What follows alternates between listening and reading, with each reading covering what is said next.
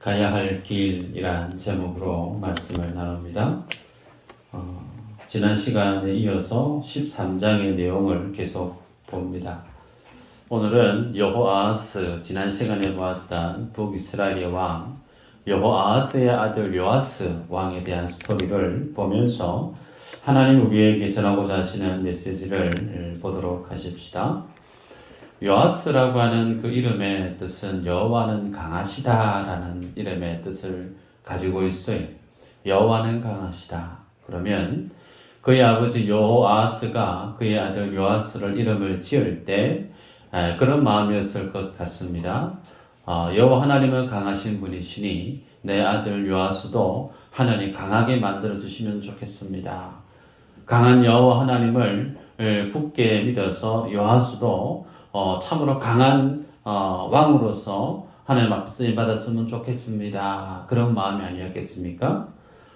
동기는 좋아요. 자, 그러면 그의 실제적인 삶에 대한 그의 스토리는 어떤가 들춰보면요.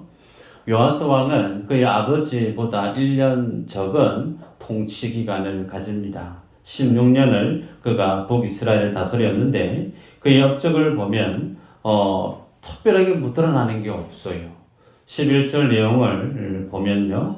악을 행하여 이스라엘에게 범죄하게 한 느바스의 아들 여로보암의 모든 죄에서 떠나지 아니하고 그 가운데 행하였다라는 게 성경이 그의 삶에 대한 평가입니다. 특별한 게 없어요. 그의 삶들 속에는 남유다 아마샤 왕과 칼을 겨누고 전쟁을 했던 것 외에 특별할 것이 없는 그의 인생입니다. 우리가 알듯이 예후가 남유다의 여호람 왕을 죽였습니다. 그래서 남유다의 입장에서는 예후의 그 후손들이 달갑지 않겠죠. 그러다 보니 아마샤 왕과 그리고 요아스 왕이 전쟁을 하게 되었을 것으로 추정할 수가 있습니다. 자, 평생토록 여로보암의 길에서 떠나지 않고 하나님 앞에 기쁨이 될 만한 믿음의 삶을 살아보지 않은 요아스라고 하는 그 인물을 향해서 하나님은 어떻게 행하셨을까? 우리들은 사람을 볼 때요, 참 저 사람은 참 귀하다. 저 사람은 참 좋은 사람이다. 저 사람은 참 착한 사람이다. 그러면 이쁘고 착한 사람에게 떡 2개 줄 것 3개, 4개 줍니다. 그죠? 근데 정반대의 사람은 떡 2개 줄 것도 아까워서 하나 뺐죠. 우리 사람의 그런 마음 아니에요? 근데 하나님은 그런 요아스, 그냥 눈에 넣어도 별 특별할 것도 없는 그런 요아스의 인생에 대해서 하나님은 그의 아버지 여호아하스 왕이 누렸던 그 은혜보다 비교할 수 없는 은혜를 그에게 주셨습니다. 그게 뭐냐면 그의 생전에 살아있었던 선지자 엘리사를 그에게 연결시켜 주죠. 만나게 합니다. 그래서 그 엘리사를 통해서 하나님은 요아스 왕에게 하나님의 놀라운 축복을 그 은혜를 주시는 것이 오늘 읽었던 본문 속에 있습니다. 14절을 보면요. 엘리사가 죽을 병이 들매 이스라엘 왕 요아스가 그에게로 내려와 자기의 얼굴에 눈물을 흘리며 이르되 내 아버지여 내 아버지여 이스라엘이 병고와 마병이야 하매 그랬습니다. 엘리사가 이제 병이 들어서 죽기 직전인 것 같습니다. 그 모습을 듣고 요아스가 엘리사에게 내려가서 병들어 있는 엘리사 노 선지자를 붙들고 울면서 하는 얘기가 부르는 호칭이 어떻게 해요? 내 아버지여 내 아버지여 그랬습니다.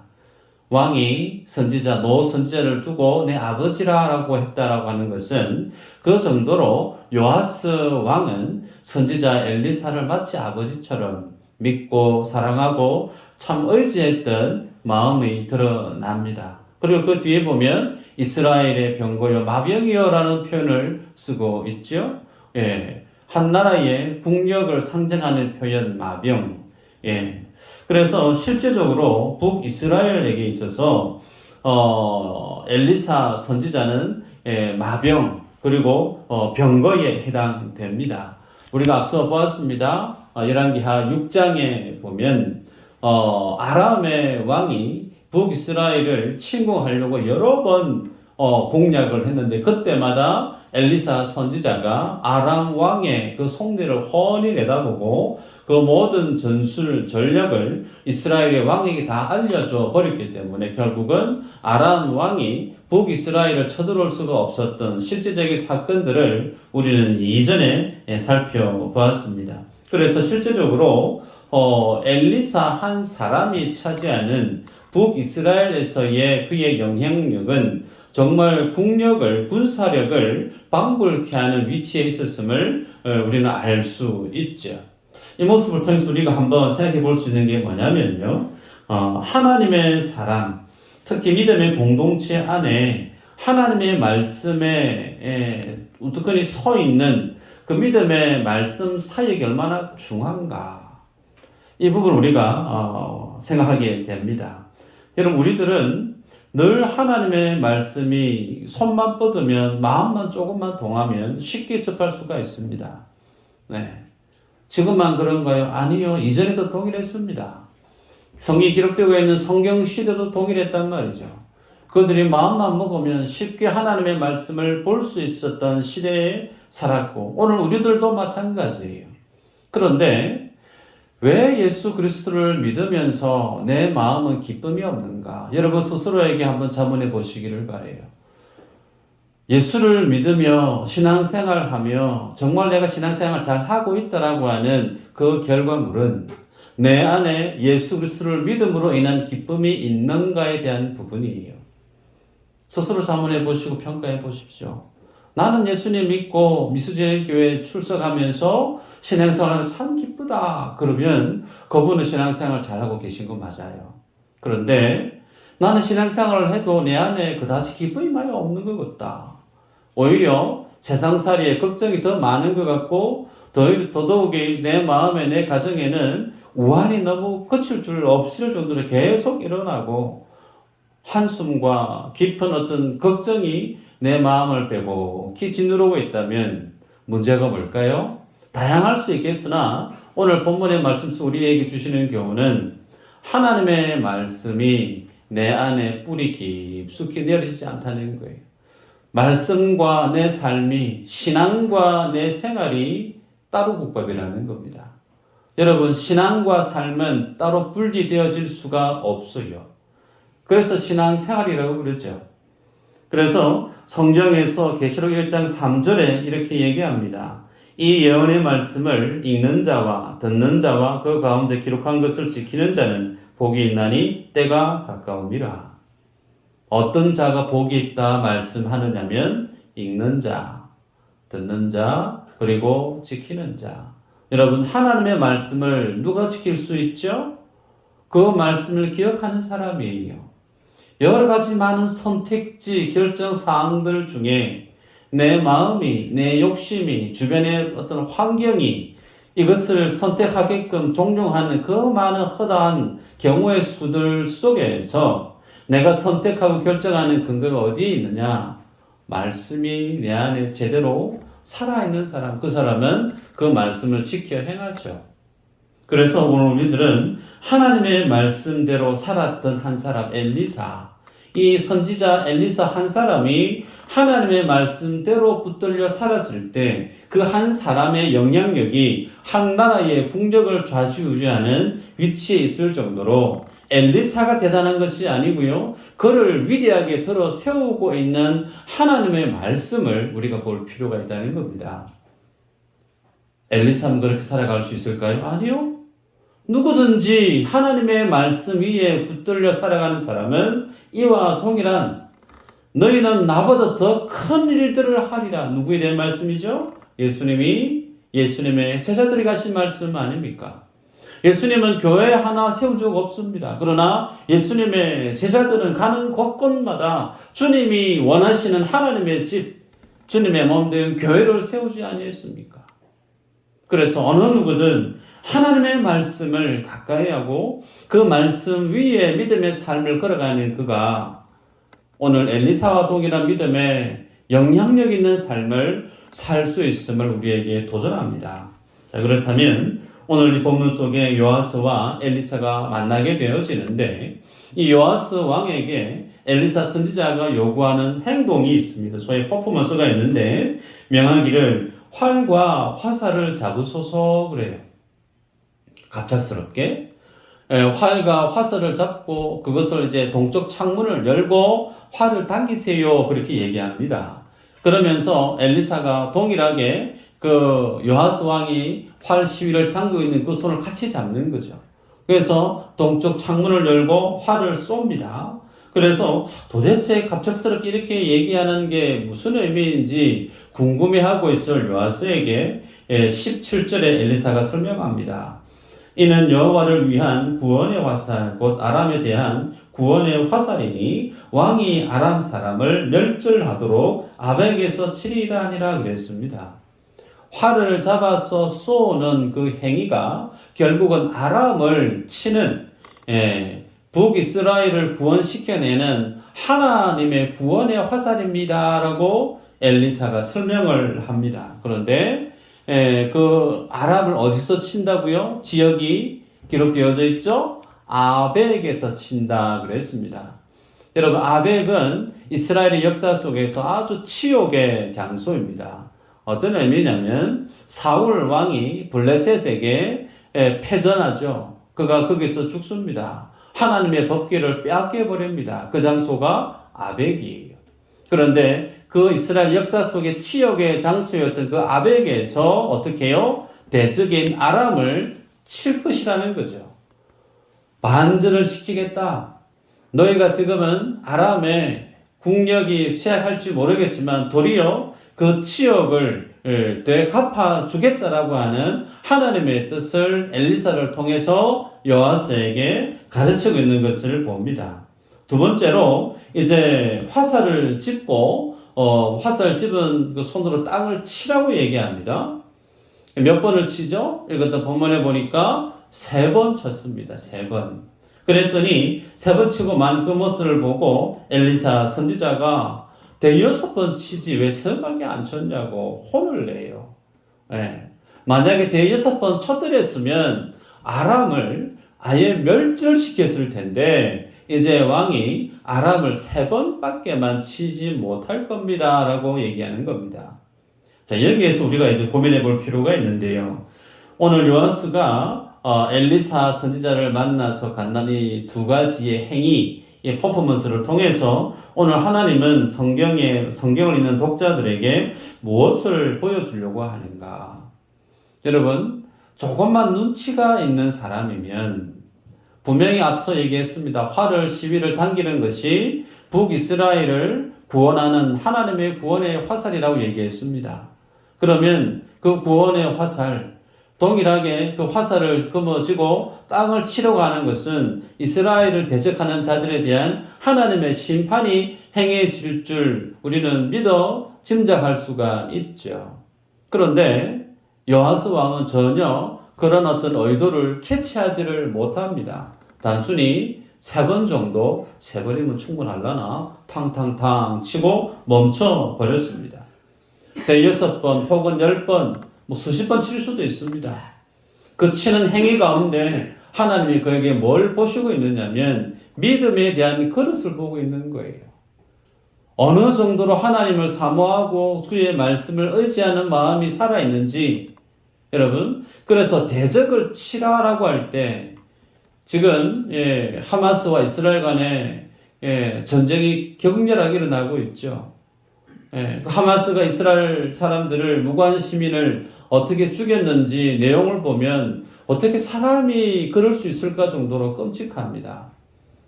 그런 어떤 자신의 국민이 죽어나간 것을 직접 경험한 이스라엘 사람들은 사람의 말로 그들의 분노를 누그러뜨리기가 쉽지 않습니다. 그래서 아예 가자 지구를 융단 폭격하듯이 지금 뒤덮고 있습니다. 원수를 치라 대신에 그 사람을 치지 말고 대신해서 땅을 치라라고 하면 2-3번 치고 말 사람이 있을까요? 멈추라고 할 동안 계속 치지 않겠습니까? 그 속에 있는 울분이 어느 정도 사그러질 동안 계속 칠 겁니다. 그런데 단 3번만 치고 멈춰버려요. 이 모습을 우리에게 뭘 보여주고 있는가? 여러분, 하나님은 요아스에게 그 모든 상황을 바꿀 수 있는 놀라운 축복, 그 은혜를 그에게 주기를 원하고 있어요. 준비된 은혜입니다. 네가 입만 벌리고 네가 마음이 원하는 대로만 내게 얘기하면 네 원하는 다 해주겠다라고 하는 마치 백지 수표처럼 하나님이 요아스에게 그의 은혜를 주려고 준비를 다 해놓았어요. 그런데 요아스는 그러한 하나님의 의도를 전혀 캐치하지 못합니다. 이 부분에 있어서 아쉬움이 남죠. 만약에 이 요아스가 조금이라도 영적으로 민감했더라면, 요아스라는 인물이 조금이라도 하나님 앞에 분별력을 지니고 있었던 사람이었더라면, 그가 엘리사 선지자와 하나님에 대한 믿음의 시각이 조금만 있었더랬으면 이스라엘의 역사는 바뀌어졌을 겁니다. 그런데 아쉽게도 그는 처음에 성경에 그에 대해서 평가하고 있는 것처럼 여로보암의 길에서 떠난 적이 없는 삶을 꾸준히 살았던, 말씀과 하나님과 전혀 상관없는 삶을 일관되게 살아냈던 그런 인물임을 성경이 우리에게 보여주고 있죠.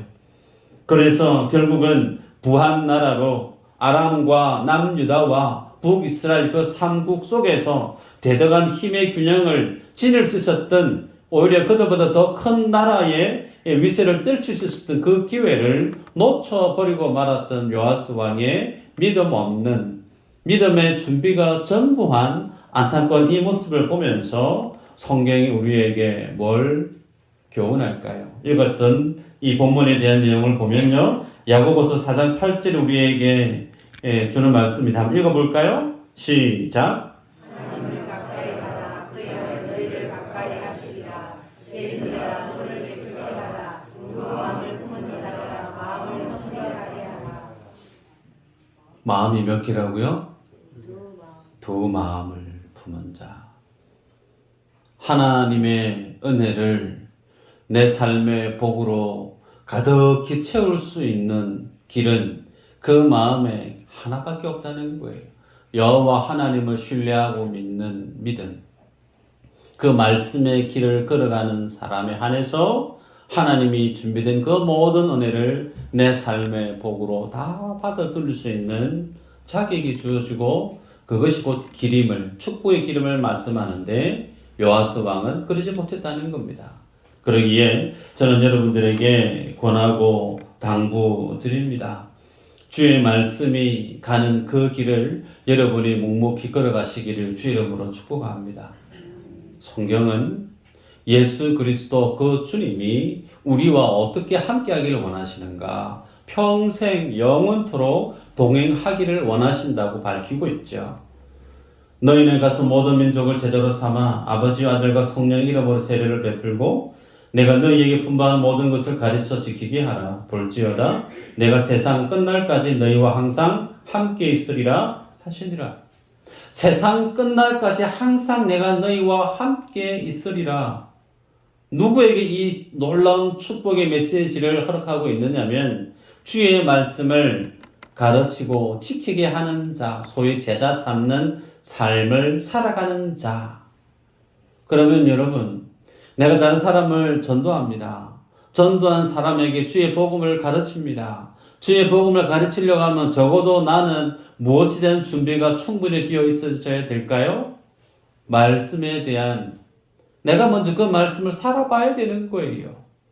기도 응답을 전혀 경험해 보지 못한 사람은 다른 사람에게 기도하면 하나님 이런 은혜를 주신다라고 힘주어 말할 수 있을까? 불가합니다. 말씀대로 내가 살아봤더니 안 될 것 같은, 절벽 같은, 벼랑 끝 같은 그 모든 불합리한 모든 어려운 그 상황들이 말씀 붙들고 살았더니 주님의 내 삶을 반전시켜 주시더라. 하나님의 살아계심의 생생에 대한 간정이 내 삶 속에 터져나올 수 있을까? 불가하죠. 그래서 신앙은 이론이 아니에요. 이론 아니에요. 이 시간에 여러분이 오셨으면 예배하는 것은 고상한 성경 지식으로 내 머릿속에 차곡차곡 쌓으려고 온 거 아니죠. 정말 말씀이 그러한가? 혹은 한 주간에 내가 주의 말씀대로 살았더니 말씀 붙들고 기도했더니 하나님이 내 인생을 이렇게 인도하셨고 내 가정을 내 자녀 이렇게 삶을 만드셨다라고 하는 간증과 벅찬 감사와 승리로 주님 앞에 나오는 자리가 이 자리인 줄 믿습니다. 그게 있어야 돼요. 그 삶을 살아본 자만이 우리는 다른 사람에게 예수 믿으면 행복해진대, 복 받는데 얘기할 수 있는 거예요. 두 번째로 오늘 성경 우리에게 주는 교훈입니다. 언약의 가치를 주님이 강조하시는데요. 20절 이후로 보면 엘리사가 죽은 지 1년이 지납니다. 죽어서 1년이 지났는데 갑자기 모압의 도적대들이 북이스라엘을 쳐들어왔어요. 앞전에는 아람의 군대가 북이스라엘을 쳐들어왔는데 이제는 모압의 도적대들이 쳐들어오고 있습니다. 이 모습이 뭘 연상케 하냐면 그 정도로 북이스라엘의 국력이 쇠락해져 있음을 보게 됩니다. 우리는 지난주에 여호아스 왕이 그 나라의 국력이 어느 정도로 쇠했는지 살펴봤죠. 마병이 50이었고 병거가 10대였고 보병이 10,000명 정도밖에 되지 않았습니다. 이 정도는 왕에 대한 어떤 친위 부대 정도지 그 온 나라를 다 방배할 수 있는 수준으로 보기 어렵습니다. 그런데 그나마 있었던 그 국력으로 여호아스 때는 나라의 치안이 어느 정도 구비되어졌으나 여호아스 때에는 도적대가 쳐들어왔다는 거예요. 왜요? 만만하니까. 가서 그냥 남의 집에 있는 거 가져와도 될 정도로 열린 대문처럼 아무도 없는 집처럼 그렇게 북이스라엘의 국력이 쇠락해져 버린 것을 모압의 도적들을 통해서 우리에게 보여줍니다.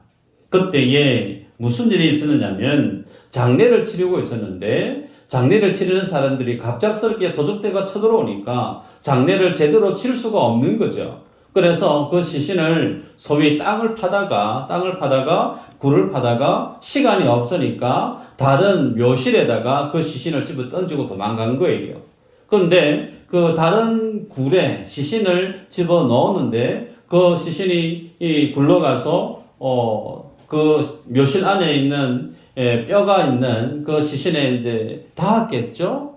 그런데 무슨 일이 일어났느냐면 죽었던 그 시체가 살아났습니다.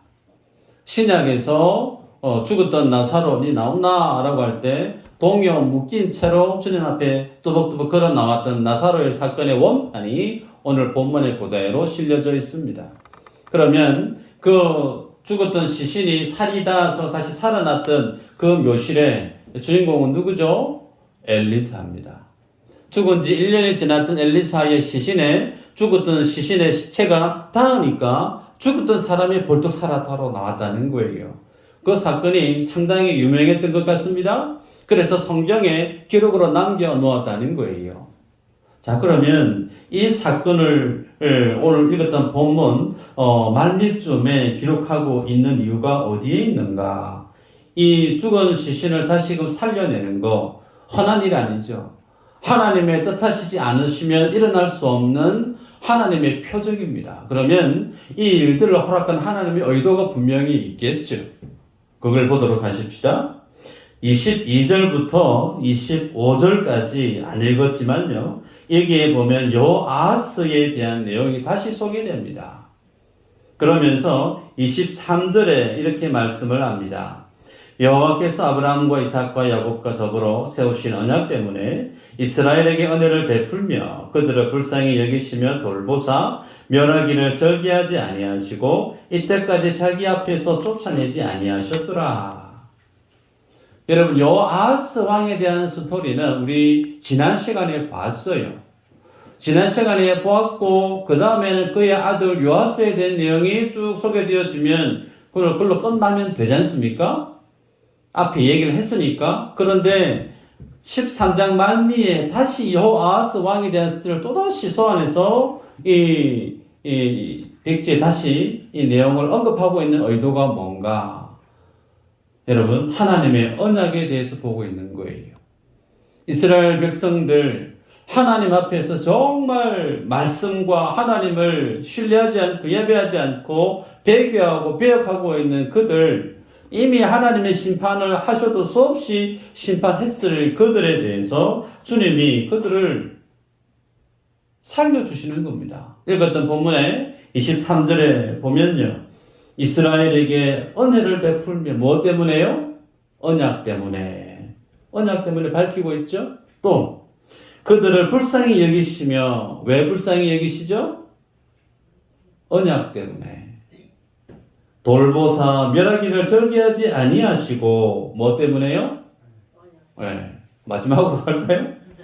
이때까지 자기 앞에서 쫓아내지 아니하셨더라. 왜요? 언약 때문에. 네. 언약 때문에. 하나님의 언약을 빼고 나면 이미 이스라엘은 하나님의 약속의 땅에서 다 그냥 진멸을 당해도 진작에 진멸당했을 나라임을 성경이 보여줍니다. 이 의도는 이미 앞서 1년 전에 엘리사 선지자가 요아스 왕을 통해서 활을 쏘고 화살을 땅을 치고 했던 이 행위가 지금은 엘리사가 죽고 없습니다. 엘리사가 살아있었을 때는 하나님이 엘리사가 살아있는 동안에 이 행했던 그 말씀을 주님이 지켜주시겠지, 나는 말씀에 대한 기대치가, 신뢰도가 살아있을 수 있어요. 그런데 엘리사가 없습니다. 그리고 현실은 모압의 도적대가 마음대로 쳐들어와서 북이스라엘을 유린합니다. 풍전등화와 같은 북이스라엘의 암담한 소망 없고 희망 없는 북이스라엘의 현실 가운데 오늘 이 사건을 기록하고 있는 이유가 있죠. 갑작스럽게 죽은 사람을 살려냅니다. 그래서 이 의도 안에는 많은 이스라엘 백성들은 엘리사가 했던 그 말, 엘리사가 했던 그 예언, 엘리사를 바라보고 있었던 그들의 모든 관심의 시선을 어디로 지금 돌리고 있느냐면 언약 때문에 라고 하는 말로 교정시키고 있는 거예요. 엘리사가 중요한 게 아니고, 엘리사 앞에 요아스가 행했던 허프문서가 중요한 게 아니고, 그에게 주님이 허락했던 하나님의 언약 때문에, 그 언약이 얼마만큼 신실하고 능력있고 분명한가를 성경의 독자들로 하여금 이 살아난 사람의 행위를 두고 보게 한다는 거예요. 여러분, 남유다는 다윗의 언약에 의해서, 다윗의 후손들에 의해서 계속 그 왕위가 이어져 갑니다. 그리고 다윗의 언약에 의해서 하나님이 남유다를 축복하고 계세요. 그런데 북이스라엘은요, 다윗하고 상관이 없습니다. 그런데 불구하고 북이스라엘은 누구의 후손이죠? 아브라함의 후손입니다. 그러기에 하나님은 북이스라엘을 사랑하신다라고 하는 그들에 대한 하나님의 마음을 이미 죽고 수백 년이 지나버린 아브라함, 이삭, 야곱에게 주님 주셨던 그 언약을 덜쳐내서 성경 독자들에게 지금 언급하고 있는 의도, 내가 너희에게 기록하고 내가 너희와 맺었던 그 언약은, 그 언약을 맺었던 당사자가 비록 다 죽고 없고 뼈밖에 없는, 형상도 형체도 다 사라져 버렸다 할지라도 여호와 하나님이 너희와 맺었던 그 언약은 뭐하다는 거예요? 영원하다는 겁니다.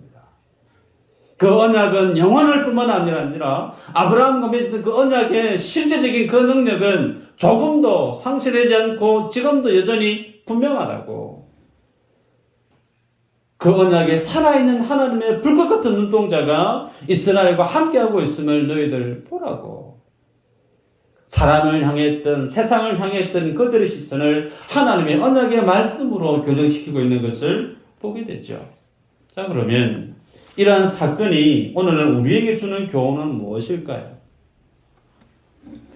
엘리사가 죽고 없는 그 시신 속에, 그 묘실 속에 죽었던 시신이 다시금 살아난 이 사건, 당대의 많은 사람들은 기절 초풍할 정도로 놀라운 일이었을 거예요. 그 근거가, 그 놀라움, 그 기쁨, 그 경이로움 속의 핵심은 하나님의 언약이죠. 백성들로 하여금 하나님의 언약 가운데로 모이게끔 만드시는 하나님의 의도를 보는 것처럼, 그럼 오늘 주님이 내게 주신 언약은 무슨 언약이죠? 십자가 언약이죠. 자신의 아들을 살찌져 죽게 하시고 죽었던 예수를 다시금 삶에 살려내시고 40일 동안 이 땅 가운데 분명한 하나님의 진리를 증거케 하셨던 그 주님이 하나님의 보좌로 올라가고 난 이후에 예수의 영, 진리의 영, 예수 그리스도의 말씀을 가르쳐 지키게 하는 성령이 임하셔서 그 주님이 하신 그 모든 말씀을 기억나게 하고 그 말씀대로 살아가게 만드시는, 그래서 종국에는 너희가 내 백성이 되게 하리라고 했던 그 하나님의 언약이 성령 안에서 오늘 우리 안에 실제로 삶의 현실로 만들어 가고 있는 십자가의 그 약속, 그 언약을 우리가 보게 한다는 데 있습니다. 그럼 여러분에게 여쭙습니다. 그 십자가의 은혜가, 십자가의 그 진리가 여러분에게 능력으로 역사하고 있으신가? 살 소망도 없고 형편도 그다지 나아지지도 않고 한숨만 푹푹 내쉬게 되어지는 내 집안의 상황들, 아무런 내 앞에 진로의 그 문제 앞에 예수 그리스도의 이름의 권세가 제대로 선포되어지고 있으신가? 예수 이름의 권세를 여러분이 맛보고 살아가고 있는가? 그러지 않다면 여러분이 지금 걷고 있는 그 길은 벗어나야 될 길에서 지금 있는 거예요. 그 길 아니죠? 우리가 가야만 되는 그 길, 그 길은 언약이 있는 하나님의 말씀이 기록되어져 있는 우리에게 삶, 생명, 진리, 하나님 나라의 길을 제시하고 있는 이 십자가의 길을 주님이 우리에게 부르고 있다는 거예요. 여로보암의 길과 예수의 길은 공존할 수 없습니다. 같이 있을 수 없어요. 오늘 여러분이 나의 기쁨, 나의 만족을 위해서 살아갔던 여로보암의 길에서 혹 내가 한 다리를 걸치고 있었다면 주님 앞에 회개 기도하시고 고스란히 다리를 빼서 예수의 길로 옮겨 두 발 든든히 예수의 길 위에 올려놓고 주님 오시는 그 길 끝에서 우리를 바라보고 있을 그 주님 내다보시고 어여시 믿음의 길을 걸어가는 모든 축복의 주인공들 되시기를 주의 이름으로 축복합니다. 기도합니다.